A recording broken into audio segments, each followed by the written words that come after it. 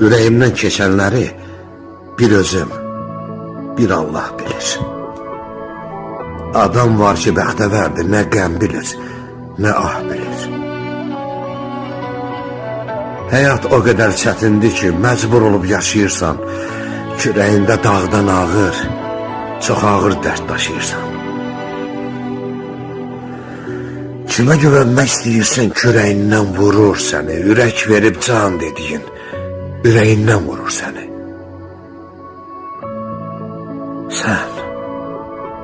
Sən hər kəsi güldürürsən, sonra səni ağladırlar.